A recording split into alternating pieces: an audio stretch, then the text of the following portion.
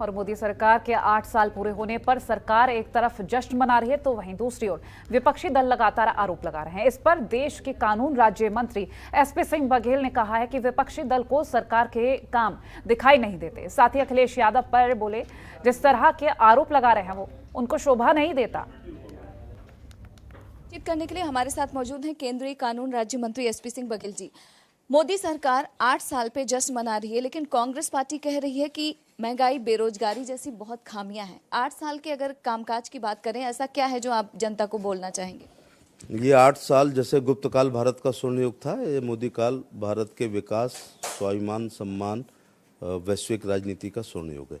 Number 2 बात है, उस परिस्थिति में है कांग्रेस जो कह रही है, जब पहली सरकार बनाई थी इनके नाना जी वाली जवाहरलाल नेहरू की ज़माने में, उस समय कृष्णा मेनन के रक्षा मंत्री का ही जीप घोटाला हो गया था। ये 8 साल बिना एक भी करप्शन का चार्ज लिया। और उस परिस्थिति में जब ये दिल्ली काजल की कोठरी है, उस काजल की कोठरी में प्रधानमंत्री और उनका मंत्रिमंडल पर एक दाग नहीं है, ये मैं बहुत बड़ी उपलब्धि मानता हूँ। उसके साथ आप कम बताइए, कोई कह रहे हैं किताब वो 8 साल की लिख रहे हैं, काला युग लिख रहे हैं, तो 80 करोड़ जो है ना लाभार्थी पीडीएस के, वो काली पार्टी कह देगी कांग्रेस को, जो 5 किलो गेहूं और चावल खा रही है।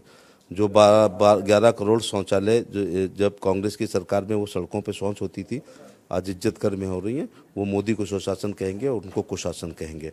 वो 9 करोड़ लोग जिनके घरों में गैस के चूल्हे आ गए हैं, वो मोदी जी को सुशासन कहेंगे और राहुल गांधी और उनके दादी, नानी और नाना उस काल को कुशासन कहने का काम करेंगे। वो आयुष्मान कार्ड धारक जिनको 5 लाख से जिनकी बाईपास सर्जरी हुई है, वो मोदी जी को भगवान कहेंगे, बल्कि कि वो ना होते तो हम जिंदा नहीं बचते, और इनको कुशासन कहेंगे। तो ये इस शताब्दी का सबसे बड़ा झूठ है जो कांग्रेस कह रही है।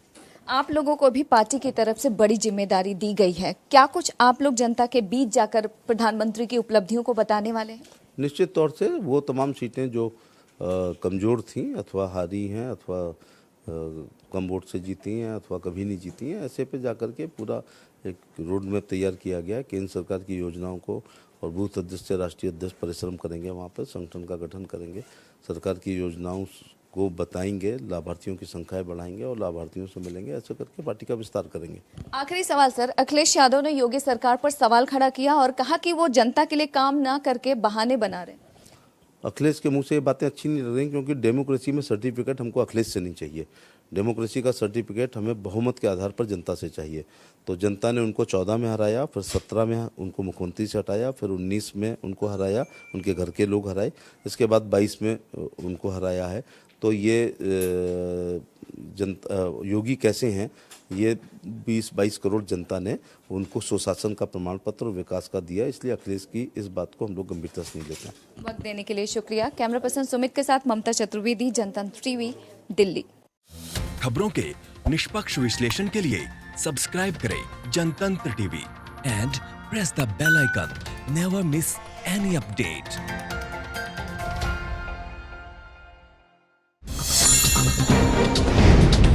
डाउनलोड कीजिए जनतंत्र टीवी ऐप को, जो कि अवेलेबल है गूगल प्ले और ऐप स्टोर पर। अधिक जानकारी के लिए अभी डाउनलोड करें।